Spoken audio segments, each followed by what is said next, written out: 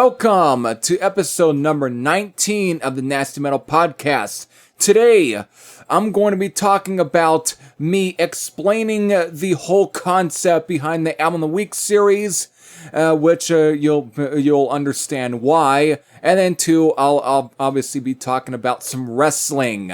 Yes, actually, since I know that a lot of wrestling talk has been kind of absent, at least on some of my podcasts, because I usually love the shit, but there really wasn't a whole lot for me to want to talk about. However, obviously, since last Friday, I really do have to, and I'm definitely pretty. I just want to give my overall thoughts, obviously, from a modern wrestling fan perspective. So there we go. But first and foremost, before we really get into any of those two major topics for this episode, I'm going to at least run through at least the schedule for these following 2 weeks here. So, let me get into at least actually what could be coming out. Oh boy. Just this overall following 2 weeks here. So I'm just getting out my scheduling here. So, right here. So, for Monday, there will be, of course, a Album of the Week episode, and surprisingly, for a really interesting one is, since I've seen, apparently, I guess, one of my subscribers wasn't a complete fan of this past Album of the Week episode, not because of the album I chose, but it's what I decided to do with it, because the first half of it, apparently, I guess, echoing or whatnot, that was done for dramatic, just more dramatic effect, basically, because of those first minutes or so, or 2 minutes of that episode was all audio taken from, at least from what I had reviewed. Oh God, I think it was, I believe it was Marauder from Blackfoot. It was at the end of that one, and I decided to kind of, since I announced on that episode originally that the episode following that album was going to be for Mutatis Mutandis from Roddy Montrose, but with all the whole thing that ended up happening with the deaths of Dusty Hill and Mike Howe, I decided to kind of push that album, just that spotlight on that album for an Album of the Week episode, just basically put on the back burner until it was time, I think, when it was at least, there was a better day to finally kind of at least to make that an Album of the Week episode. So I wanted to kind of use audio from that previous episode and basically use it, but I decided to kind of edit it a bit and add some echoing or whatnot to give it a really dramatic effect. So that's why I did. But if you didn't like that, that's the only time I've ever that I'm going to do with that. But what this time, the interesting concept about this upcoming Album of the Week episode is actually going to be a unreleased episode. It's audio that has already been recorded since last year. And it was an episode that I didn't get to upload because of last year, at least. What happened was, on the day that I was going to post this episode, obviously, I had a blackout. My electricity was out, and I couldn't be able to actually upload it. And since it was past at least Monday, I decided, you know what, fuck it. I'm not going to upload the episode. I'll just go on and move on to the next one, because of after that week was going to at least be close to at least the anniversary of Back in Black from AC/DC. But the album in question, that's going to be this Album of the Week episode that is of previously recorded audio from last year, is a spotlight on Ready for Hell, the debut album from Belgium's Killer. So that's going to be that one. I'm going to edit it more, and it will definitely be more, at least suitable for a recent Album of the Week episode, but it's still audio that was mostly recorded last year and has been remained unreleased. So there we go. That's going to be this upcoming Album of the Week episode. And then, of course, for Wednesday's review, since obviously you will probably have seen my recent Unearthed Mail episode, which was It Came from Doomsday. Again, it was a package from Paul of Doomsday's Today Records sending me some stuff to review. And one of the first things I'm getting to, at least, that I'm going to get to for reviewing, it will be Wednesday review, will be a, obviously, seems to be the only release from Lord of Shit, which is titled Baptism by Fire. Apparently, it was recorded all the way back in the early 2000s, but it ended up getting reissued on through, of course, Paul of Doomsday's Today Records, his label, Doomsday's Today Records, and on cassette. So that's gonna be Wednesday's review, and then Friday's review is gonna be another album that was sent to me. That was in that package. Is of course In Memoriam from Crown and Sorrow, which is a brand new album from this year, and it's all from one. Apparently, again, all recorded by one dude, and again, that's going to be at least Friday's review. Then, of course, coming up on the following week, for at least Monday, will be a review. I guess for Am the Week, I should get to instead. Am the Week episode. We go to here. It will be, of course, again, it will be episode number 127. It is, of course, a featuring, or was it, or 28? Either 26 or 27. Seems to be 27, I think. Let me do it real quick. Yeah, number 127, which I guess it could be reaching its anniversary here, but it's already going to anyways. But the second album from Rose Tattoo, Assault and Battery, that's going to be the following Monday's Album of the Week video, which will be episode number 127. And then for that following week's, that week's Wednesday review will be a review for another release that obviously Paul of Doomsday's Today Records put up. That is, hopefully I can say this correctly, and it's definitely an album from him. Could be a second or a debut album. I can't. It's been a while since I've already. I know, but stupid me can't remember shit. Still, since it could be a debut album. But anyways, I'm going to try my best to actually pronounce the band's name. Chinyamunda? Chinyamunda?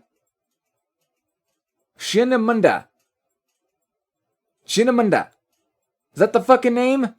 God damn it. That makes me sound completely racist there. God damn it. But it's a name that obviously I can't pronounce correctly. But the album and title is going to be easy for me to pronounce. That is Laughter of the Skygoers. Again, released a new album also apparently from this year too. Again, released on cassette through, of course, Doomsday's Today Records. So that's going to be Wednesday's review. And Friday's review, hopefully, will be a review on, unless if I end up receiving it that week, but I should be, hopefully, Senjutsu, the new album from Iron Maiden. Hopefully that will be that week's album of the week. Friday's review. Hopefully. So that's it then. That's kind of, and I guess, do I go any further? Nope. That's pretty much the scheduling for these following 2 weeks for content. So there we go. That's at least what has been set in stone for at least this channel and its scheduled content. So I know some of this might have been a struggle for me to actually kind of run through. But, you know, all of this is usually shoot the shit. So it is what it is. Again, apologize also for me fucking up that band name. I apologize for all of that. I don't really mean to. It's just that some shit just is not that easy for me to pronounce, even though I try to pronounce it. Still, half the time it just makes me sound like a complete ass. Which, again, I can own up to on here. So, again, that's it. Let's definitely move on. Before we move on to really the main topics for this episode, I do have to also talk about some recent passings. Eric Wagner, formerly of Trouble and of bands like The Skull, and I think there's another band there too that I'm kind of forgetting, but best known for Trouble, passed away this week. Was it at around, 62 years old? I think he might have been. He was... I guess you could say it's not normal for any rocker, or at least for any person who at least was a, rock musician from at least the 60s, 70s, or 80s, basically. to die at. It seems sadly it is, but apparently it was being reported that it was at least COVID related, but apparently I guess it was also mostly due to pneumonia. But again, could be also COVID related too, but that's what it was being reported. Again, though, at the same time, he was a heavy smoker, it seemed like, which again, that can be a bad combination for most. So sadly it is what it is.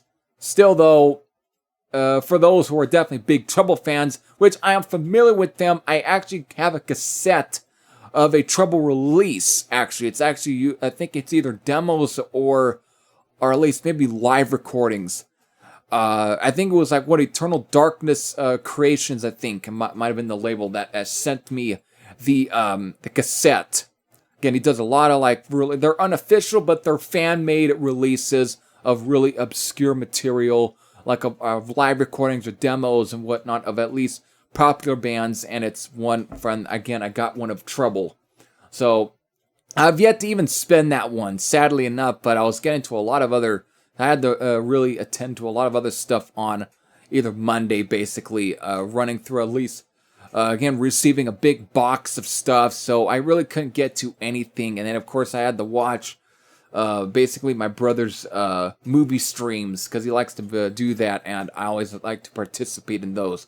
So I just didn't really have a whole lot of time for me to actually listen to any of that. So, there we go. There's my, I guess you could say maybe half-ass explanation, even though it's actually more of an honest explanation. Still, though, it sucks. The other recent death is, of course, the longtime drummer for the Rolling Stones, Charlie Watts, of course, ended up passing away. So, again, it's also, to kind of really be honest with you here, I'm not the hugest Rolling Stones fan, even though I appreciate their influence and the overall impact they had on, obviously, the rock and roll scene and just the overall bands and so on within the 70s and even into the 80s and even to present time. I respect their influence and their overall place in history.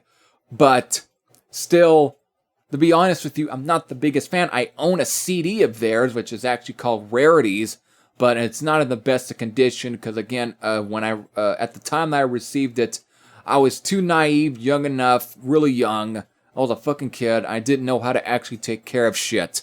But still, it might still play one of these days. Maybe I always can try. Maybe I can try and find something that would clean it really good and remove a lot of the scratches and marks from it. And maybe I would actually give that at least another listen and see if it actually sparks any really main, at least more interest again, I guess. And checking them out again, just to basically revisiting and see if it actually does anything. Still, though, I just wanted to mention that. So, again, rest in peace to both Eric Wagner and Charlie Watts of both Trouble and the Rolling Stones. So there we go. I just want to at least just run through those. Finally, let's get to the main meat of this episode, and that's going to be at least the first meat of this episode. That's basically me going to explain the whole concept behind the Album of the Week series. And this comes out from at least a response to a comment that was apparently that I had gotten on one of my most, I guess, still a pretty recent but past month Album of the Week episode. Or at least our past 2 month episode of Album of the Week, which was actually for Plenty of Power from Anvil. I'm going to read this comment first before I really get into what was my initial reply to it. Reply basically to his comment, and then really go into a more depth on really explaining the fucking concept behind it. So here we go. It's all a complete, basically just a much more coherent explanation. But let me get to this. Here's the gist of this comment, and do I really need to really mention the guy's name on here? Ooh, I mentioned a gender. Still, let me just read the fucking comment here. So here it is.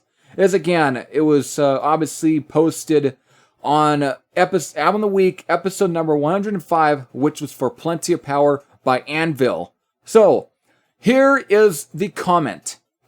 All you did was waste a bunch of people's time on this video, in my opinion, instead of playing the damn CD and getting to the point of playing the damn CD. Now let me definitely read my response to this person. Okay, let me read my response, and you probably gotta get a better gist of my obviously sarcasm and just my overall tone of it. Even though apparently, I guess for some folks, I don't want to completely shit on anybody, but I'm just gonna take a little jab at a personal friend of mine. Still though, this is obviously, you'll probably will get at least the tone of my overall comment here. Since of course I have to keep things mostly PG these days, and at least the comment section, I still found a way to actually still get in a decent burn on this fucking idiot. So here we go. Well, I'm sorry you're disappointed. I appreciate the fact that you told me how you feel. In other words, I don't give a damn what your feelings are. If you really want to hear the album, it's already on YouTube. But if you want to live like a super entitled lazy idiot, that's your loss, pal. Thank you and screw off. Even though I would have preferred to say thank you and fuck off. But obviously, I have to keep things PG these days because of, obviously, the fucking bureaucrats at freaking YouTube headquarters or Google are obviously completely offended by anything, by anybody's honesty in the comments section. And you can't really be free to really use it, even though they make you not to at least, they make you to specify that your videos are not either made for kids or made for kids. You have a way to specify it, but yet you still are not allowed to really show your real honesty to especially idiots like this dumbass. So, I have to find ways to be more creative to basically just take a complete shot at one another.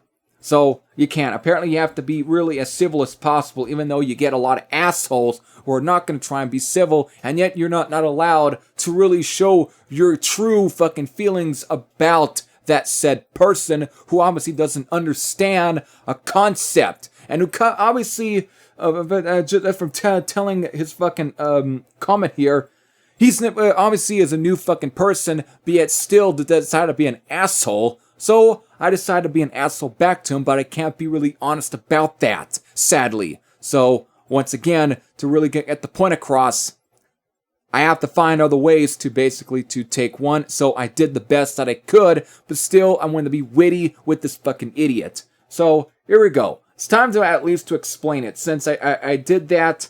So I read you at least the whole gist of this person's comment. It's time to make to at least explain, because this is also going to be at least right now it is a separate video on YouTube, because I really want to get this goddamn this whole concept a lot more, just to explain the concept more further for newer viewers, okay? Especially for new people who want to fucking view my goddamn channel and want to and still have something snarky to say. It's time to explain this to you. The whole concept behind Album of the Week is basically audio recording, of course, and two, it's mostly giving a lot of my just overall thoughts, honest opinions, basically, of just my let's say relationship with the album. What was my first impressions of the album? How did I feel when I first heard it? It's not me just going on there, oh, I'm gonna play you a fucking CD, even if I was given more rights to actually use audio or play something in a goddamn video, still, because of also due to YouTube's really strict copyright system, I can't be able to actually play every single audio that I use, and especially with the whole concept behind Album of the Week, since I tend to also really pick albums, especially now around times I want to pick albums around their anniversary. I'm going to be picking albums that are definitely will receive me a copyright strike. I mean, if I'm going to cover, let's say, an AC/DC album, since, again, one of my favorite bands, but if I wanted to try and play any audio, you wouldn't be able to actually see the video because of obviously the tyrants over at Sony Music obviously have a strict rules on what audio you can play. Actually, you can't really play any audio. Even you can't even show any footage that is owned by Sony Music without probably getting your video really blocked worldwide. That even includes here in the United States. You won't be able to see it. You won't get a copyright strike, but they'll block your fucking video. So either way, I can't be able to do that. Again, I might get copyright claim, but half the time I don't want to run. I don't want to be able to get ads on my fucking videos because I'm not monetized. I want to keep it to at least to the point that I don't want my shit monetized. So I'm gonna keep up to at least that honesty and that fucking promise. So I'm not going to play a lot of audio, even though I am masking audio into it. Very, very subtle. It's very low. But, and also very, again, I kind of edited a little bit to kind of see if I could be able to really just squeeze by or just completely pass by the whole entire copyright processing system. Obviously the bots, because they'll detect any audio. Doesn't matter. Even a few seconds of audio, they'll detect and be like, oh, we know what song that is. Copyright claim or copyright strike. Oh, your video is blocked. So I have to do everything I can to basically just to pass by with green lights, basically with fucking green lights with the copyright system. So there we go. So that's why I really can't even play any fucking audio. I can't even play any of that. So still, the whole purpose still behind Album of the Week is basically me giving you a personal backstory of my entire, at least, just again throwing facts into there, but mostly also just my overall relationship with a particular album, whether it be a album that I had just gotten into, or at least an album that I've obviously spent years listening to, or I just grew up listening to, basically. So that's the whole other point about it. So again, if you're completely disappointed that I'm not trying to give you my whole overall, let's say, I don't know, explaining my relationship with an album.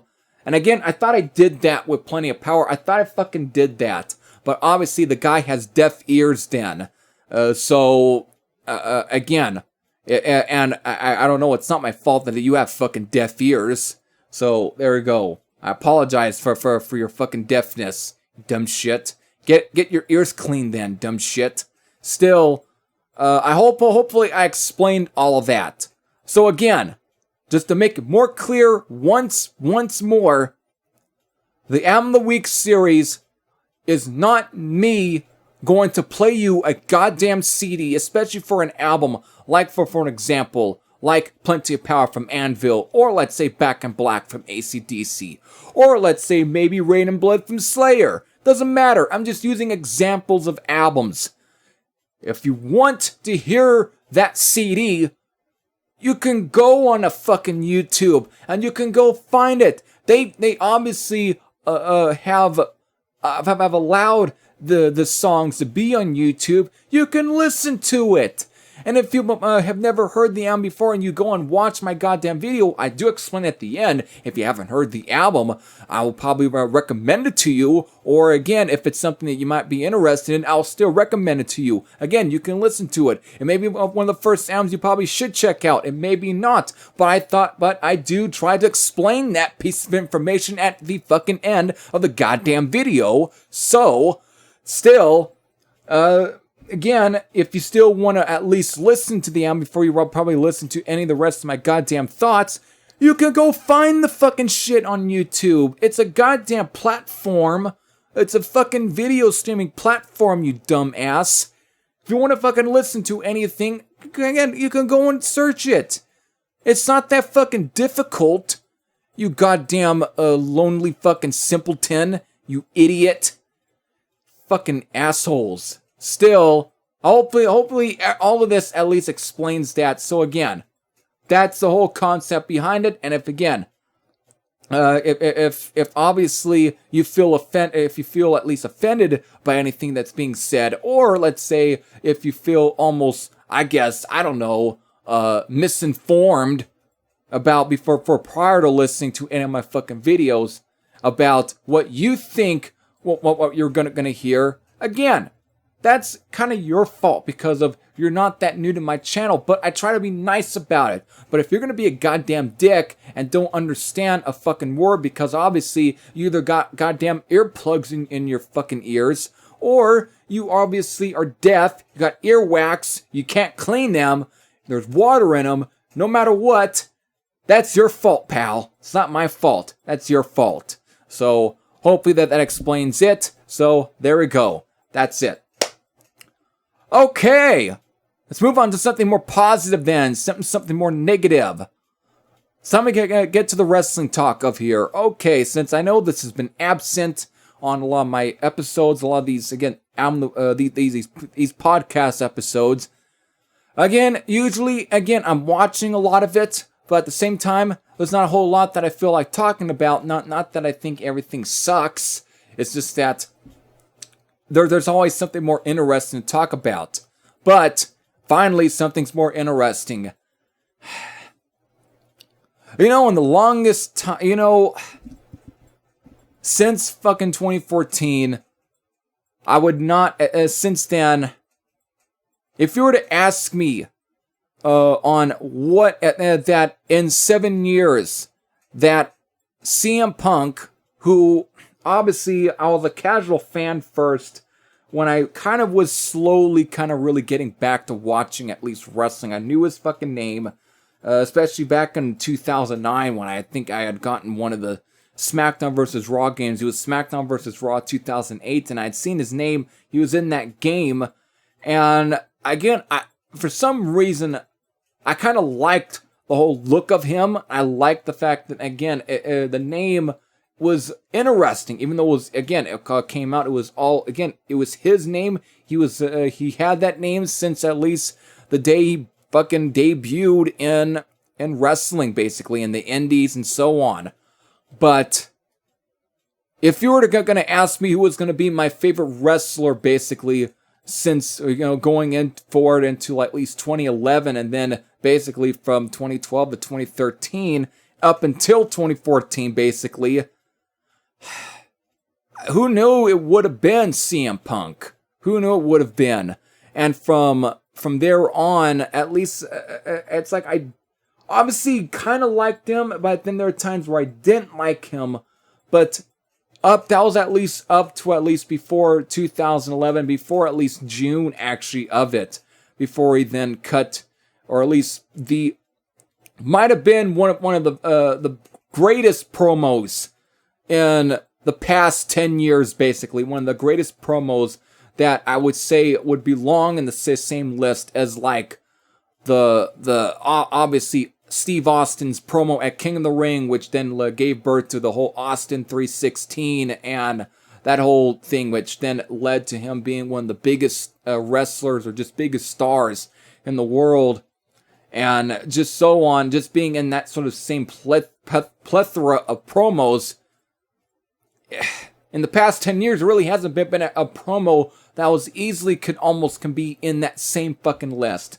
So Punk, right from that, he cut that, what's dubbed as, or just been given the name as the pipe bomb. That fucking promo was just made me a fan, a huge fan already. That immediately just, that was it. And so from there on, he was my favorite wrestler from at least 2011 onward to 2014, to basically before he left. He left, basically. It's not that he just left the biggest wrestling company in the entire history, basically, the WWE, but he literally left wrestling. He didn't fucking sign with any other company. That was it. He was done. He obviously lost his passion for it because obviously during those years, it was not the best years as far as when it comes to creative ideas and whatnot. It was surprising how they were able to really let Punk have creative freedom since at least when it comes to cutting promos, actually, after that. Now they decided to let him have creative freedom after he cut that pipe bomb promo, because of I had seen his at least the biography DVD that the WWE at the time in 2012 had put out. And it was a very honest documentary at times. It was a very honest biography. He actually, you got at least a pretty good insight into his personality, which, no pun intended, to at least the song he uses, Cult of Personality from Living Colour. Still, you got at least a good idea of what everything that also ended up leading to that, because of there's a lot of parallels at times I really saw between him and Steve Austin, because when Steve Austin went to the WWF at the time, before it changed its name in 2002, to, of course, the name that it's had since then, there was a similar situation. He didn't like the fucking gimmick. He didn't like a lot of the material that he was being given to actually say on TV. A lot of it just wasn't really from him. It was from other fucking people most of the time. Even though he tried to do at least... Basically, the whole term is that a lot of wrestlers use is basically... goes like this. Trying to make chicken salad out of chicken shit. And that's basically what he was trying to at least do best with. Basically... chicken salad out of chicken shit with the material that they were giving him. But after that, when obviously you could tell the whole entire audience wasn't completely behind the whole ringmaster gimmick, and they obviously Austin knew it. Even guys like Jim Cornette fucking knew it. Everybody else that saw it knew it because of who they remembered working with in at least WCW and onward. It just wasn't him personally. It wasn't really him. And maybe that could have been the same thing for even Ted DiBiase. They knew it wasn't him. So the minute that character was fizzling out and people were just no longer getting behind it, that's when Vince was finally realized, well, whatever he does, he has to get over on himself then. It's like, obviously, he was almost giving up, but it's like, well, you know what, from here on out, let him do what he does. So from there, he allowed to obviously to ditch that entire gimmick and then finally come up with the whole Stone Cold Steve Austin gimmick. And then finally when it came to the King of the Ring, and that whole thing was fucking organic as shit, basically. It was fucking organic. They basically, obviously with Michael Hayes going up to him and saying, hey, Jake Roberts cut this promo. You probably should maybe, just to give him bullet points, maybe you should try and at least come a response to that. That's when he did, since Jake Roberts using obviously the term, since he was kind of doing this almost reborn, reborn Christian basically kind of character, basically during his sober days when he was trying to get sober, that all that kind of failed for him. Still, he was kind of doing all this almost a very reborn Christian kind of gimmick, and he was talking about John 3:16. Well, that's when Austin comes back. Since he was a heel, he had to do what only a heel could do, and that's really kind of just basically take as much jabs at it and basically fuck with it as much as possible, and then try and turning around into your kind of material, basically. Try and gain as much heat. Even though, who knew, who would have thunk it when he then used the term Austin 3:16 that would catch on. From there on out, what was supposed to be a complete... basically almost blasphemous, I guess, kind of promo turned into one of the basically the promo that basically helped gain him a fucking audience. Basically, it actually started to make him one of the most basically watched personalities in their company. So who knew? And again, that was all him. Nothing was scripted. It was all him. And that's when there's a lot of parallels between that and Punk. Because of when he was in that company before the whole pipe bomb there, he apparently was saying that everything they gave him in terms of, like, say, promos to cut scripts, he would tear it up in front of them and basically said, come back to me with something better. Obviously, that's something that I actually would be more comfortable saying instead of this goddamn hokey bullshit. So he was kind of pulling almost he had a very similar personality, even though at most times he was even more upfront. He was more honest with it, very brutally honest with it. And when it came to that day, they obviously, it's like the person, I guess, came up to him and said, hey, here's a microphone. Whatever you want to say, go out there and say it. So that's where it led to it, and it was one of the best fucking promos, and it actually, I think, belongs in the goddamn plethora of great promos, especially up there with the Austin 316, because of Austin got himself over like that, and Punk got himself over with that. And so from there on, actually, after that, Austin had a slow rise still. He had a bit of a slow rise in 96 after cutting that King of the Ring promo. But with Punk, he had a quicker rise because of they could not ignore that entire promo. They could not ignore the impact that it was having. They could not ignore it any further. So the whole thing he was doing with John Cena against the obviously for the championship at Money in the Bank, they were obviously the whole then story turned into is like, hey, my contract is up. Minute if I were to beat him, I'm taking that belt with me and I'm leaving this company. Basically, I'm gonna take the thing that is most precious to him, and that from there was it. The story wrote itself. Vince obviously couldn't ignore that. That was actually one of the rare times where he knew he actually had a pretty good angle for him.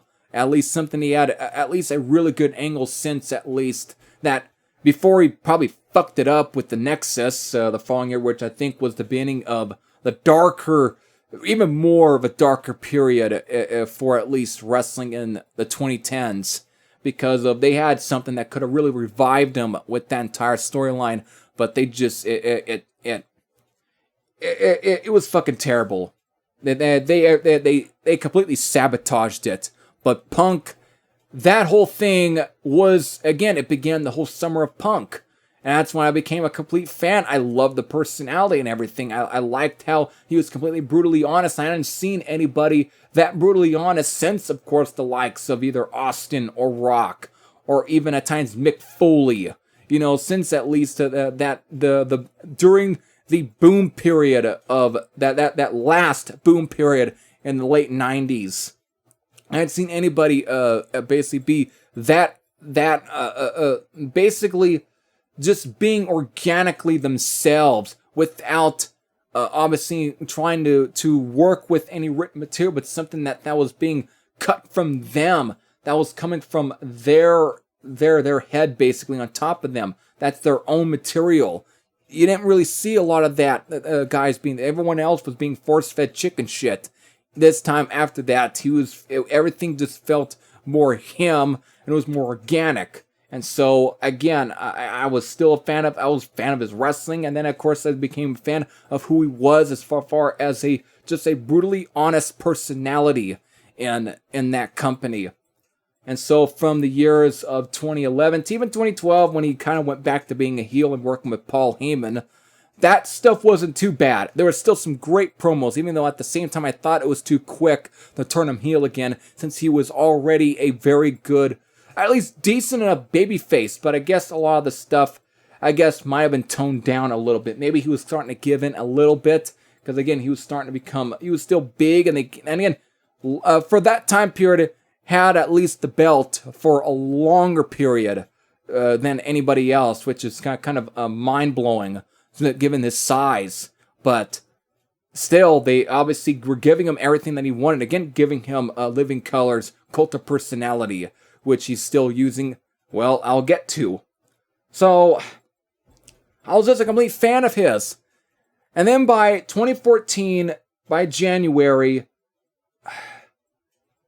after the Royal Rumble that year, the following day, I guess that following day, the news gets leaked that he's not there. He decides that he went to Vince's office and said, "I'm not coming back," because during this whole period up to at least that, apparently he came down with he was feeling sick, and they were denying him at least some time off TV. And two, apparently he came out with a staph infection, and apparently they were letting him not take time off then too, and he was wrestling with one. And so that just really ruined a lot of his overall comfortableness just working there. It was all disappearing. And again, that's great because in 2013, after his match with The Undertaker at that year's WrestleMania, which wasn't the best, it was a fucking terrible WrestleMania, but it was one of the bright spots of that at WrestleMania was that match. And of course, the build-up I liked. I liked it, even though it might have been a little bit, of course, Paul Bearer, of course, some will maybe even remember him as Percy Pringle in, like, Memphis and so on. He ended up passing away that year. And, of course, Punk and Paul Heyman, to try and add more believability into their angle, they took some jabs at, of course, the already passed Paul Bearer. And I guess some thought that was in poor taste, but from Punk's perspective, I gotta say, that actually, since he obviously understood wrestling, that was good things for heat. That was heel heat. It didn't matter if it was cheap heat, it was still heat, because at that time, there wasn't a whole lot of folks trying to be heels and trying to at least to understand the concept of being a heel in wrestling, basically. Everyone's like, oh, I don't want to be this booed. Oh, I don't want to get this much heat. I don't want to offend anybody, basically. Because a lot of old school heels back in the day, they had no problem saying the things that today would be completely considered offensive. So if you're taking jabs at somebody who is already, let's say, dead, that's really considered poor taste. But for Punk, I think to him, it's that, it's a good possibility, even though some, again, will say that still was in poor taste. Still, though, it was heat, and he got a reaction of it, because that's what wrestling was. It was all based on reaction. It's not supposed to be treated like a goddamn scripted TV show on television network. It's supposed to be, it was its own thing, and it was all based off of reaction. So, obviously, stuff like that is very reaction-based. But still, I like that whole build-up to that match, and after that, since he had lost, he decided to come out there. He came out on that Raw, basically cutting well, I don't know what else I can do here. He decided, apparently, working with, this was more of a worked leaving. This was a worked leaving. So he took some time off of TV. Then he eventually, with Chris Jericho, obviously cutting a promo on Paul Heyman, basically saying, hey, when is Punk coming back? Is he taking another vacation? What's going on? I want to see him come back.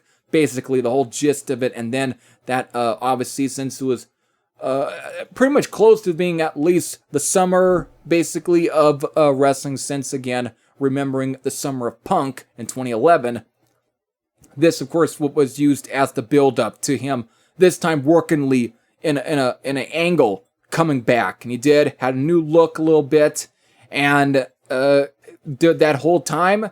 It was a little slow build, because again, Paul Heyman's a old school style wrestling booker, or just overall personality, so he understands the concept of when you're starting to build, let's say, a turn, basically, a heel turn on your guy, basically. Since again, Paul Heyman knew that from obviously some of the classic managers from back in the day, again, working for Jarrett in Memphis, just for obviously for just for that, basically. He knew that. So he knew psychology. So it was a slow build. Finally, when he did turn on him at that year's Money in the Bank, and then of course, obviously, it was actually a really good fucking heel turn. Because again, it was already a physical match anyways. It was the Money in the Bank ladder match, and usually those matches are physical as shit. Again, you can't tell me, once again, even though wrestling some will say is fake, but for that match, how can you completely gimmick a lot of ladders?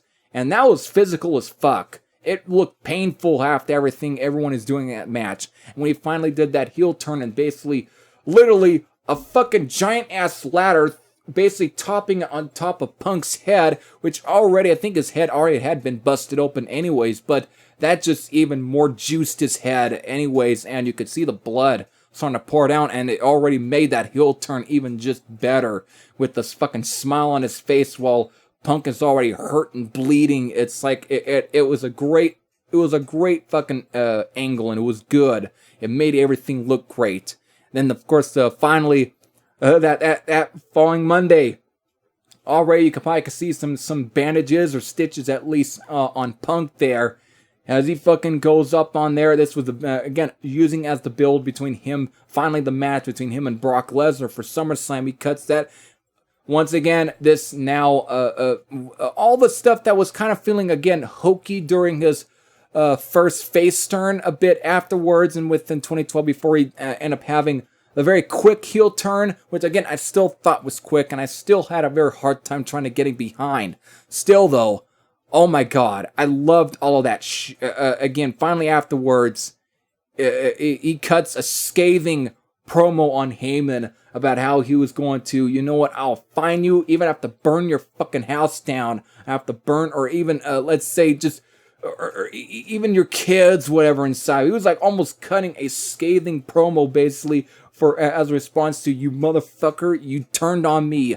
Now it's time for me to take my revenge on you kind of shit. It was old school. And finally, afterwards, Brock Lesnar comes out and they have a complete, obviously, a pull-apart brawl, basically. And it was great. It was a great fucking angle. And from there on, the whole stuff between him and Paul Heyman I thought was some pretty good stuff for 2013. Even if some may have thought it was starting to get a little stale towards its end, I still thought it was some of the best angles of that entire year. It saved that year from being a complete stinker after WrestleMania 29. But it was good. Finally, the whole stuff, and then they were starting, pairing the whole feud between him and the Shield, and then the Authority, basically, Triple H and Stephanie, all of that stuff. Again, him teaming with Daniel Bryan against either him or the Wyatt family. So that was kind of getting interesting.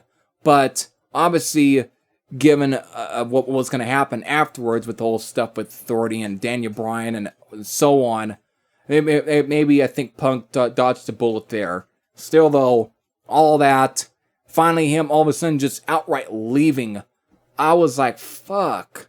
My favorite, one of the main guys that basically made me almost more so comfortable of tuning in to a show that at times can be almost a slog to get through. He was one of the biggest bright spots of it, and he leaves, and at times I felt very disappointed.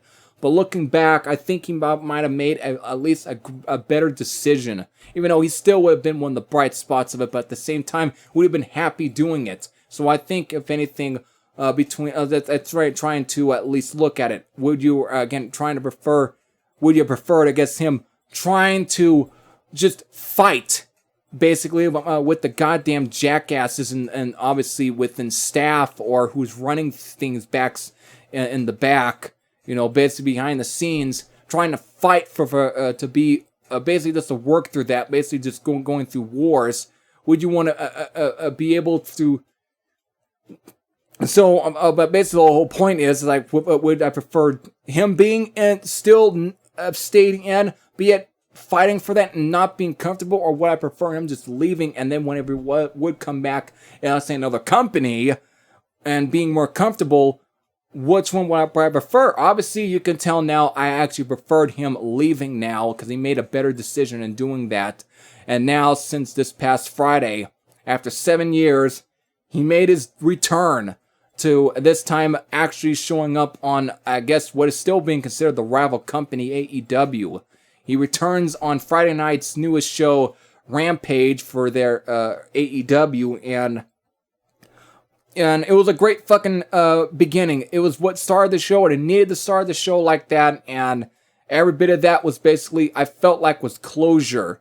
It wasn't like, it's like, hey, I'm fucking back, we're happy. No, instead it's like, it's an explanation because he didn't give everybody, his hardcore fans, a proper send-off. He didn't do that with when he went to MMA, which is a goddamn stinker. It was, which I try not to acknowledge more of that because of, I think that deserves to just be kind of, even though I respect him for probably trying that, even though he was never going to be good at that, and he was going to, obviously was going to fail for that because of, obviously, the one thing he was ever good at was actually wrestling, in my honest opinion, but he still tried it, and again, it tanked. because he lost all 3 of his UFC matches. He lost all 3 of them, and he basically looked like a complete buffoon, basically. It kind of took a little slight shit, basically, I felt like, on already a very honest career. It kind of took a little shit on it, I felt like. I know that's a very brutal way of saying it, but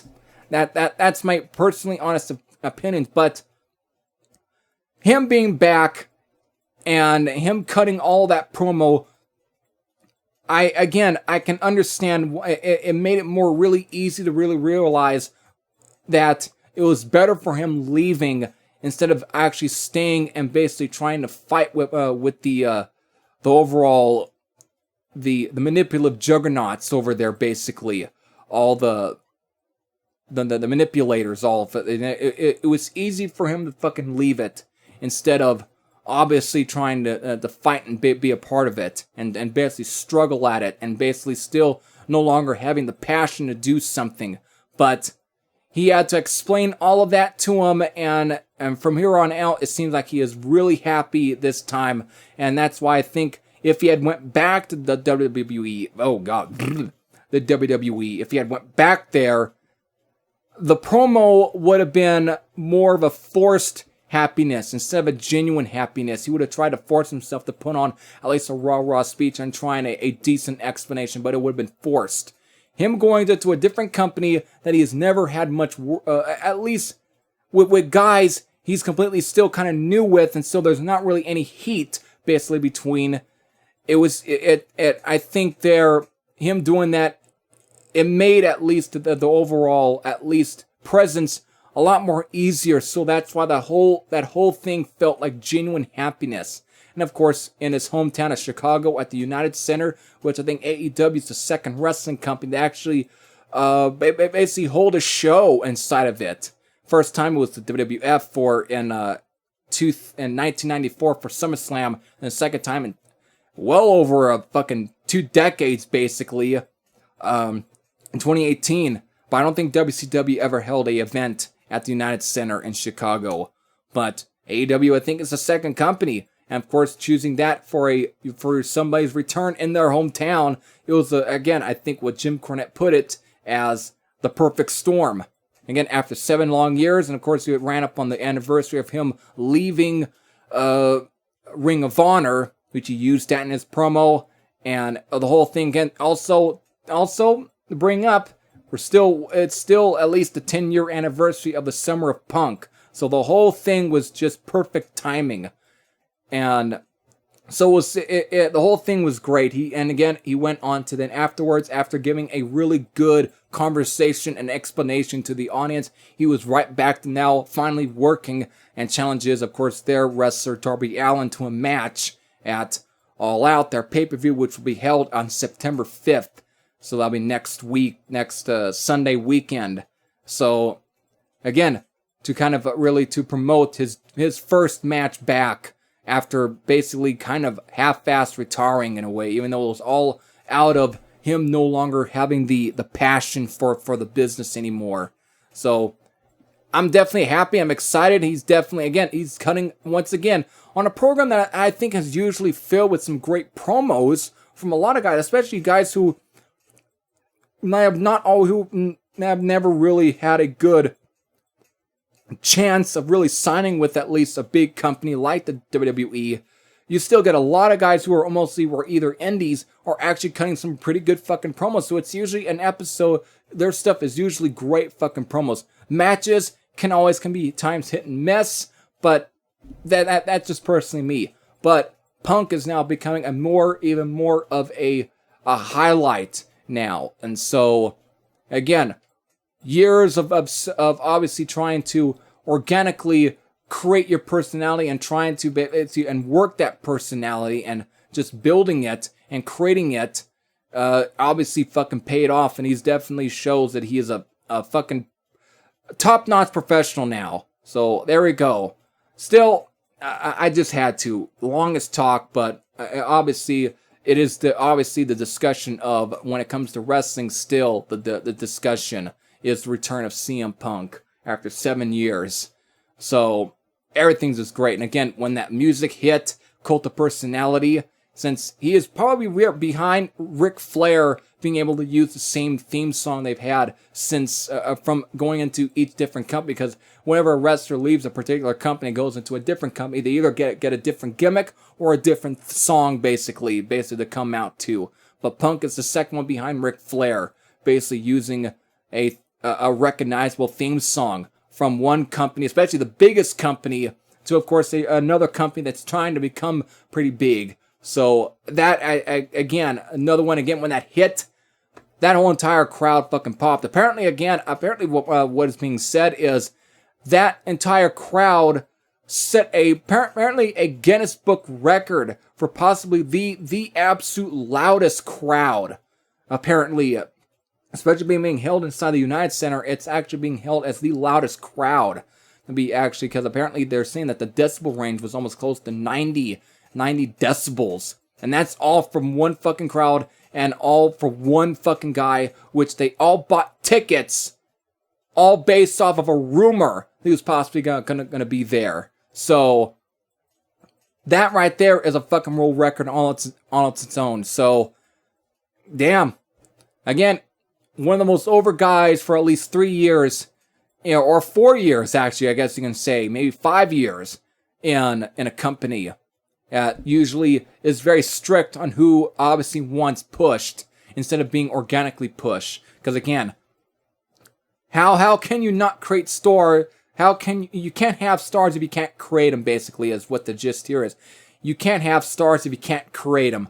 And Punk, I think, was the final star that they were able to actually be able to create, and that was all organically.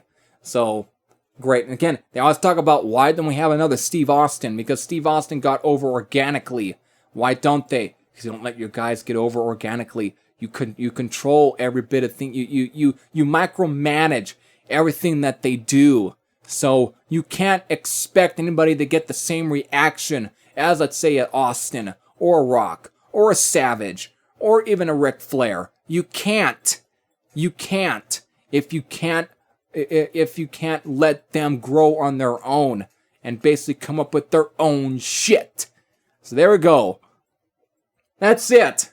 Still, I'm just fucking happy, and tonight, of course, is Rampage. At the time I'm recording this, Rampage will be on at least at 7 o'clock, so I'll see what on more of the build-up between him and Darby Allin. So there we go. I'm just, again, I'm fucking happy. One of my favorite guys in the past 10 years is back. So there we go. Alright, so that's it. If I bored you, I apologize. If you skipped all of that, I have no problem with you doing. But if you still stuck around to actually listen to any of this, any of my thoughts on at least something that you're not really that interested in, again, kudos to you. But still, if you weren't that interested, that is all fine. So with that, I hope all of you enjoyed this episode. I know there was no a Q&A segment, but you know what? Whenever I get a Q&A question or any question, I'll answer it on this channel. Even though the closest you got was that explanation to the guy who obviously commented on my Album of the Week episode for Plenty of Power from Anvil. Again, now it's probably the closest you got to me answering at least somebody's fucking question, or just really furthering answering somebody's fucking question, even though I was burning the fuck out of them, obviously. Because again, that's what they are. It was a dumb shit who doesn't understand a fucking thing on what YouTube, how they fucking operate. So there we go. There's that. I hope all of you enjoyed this episode. So with that, this is Heavy Thrasher saying I'm out. And I'll see you all later. Take care, everyone.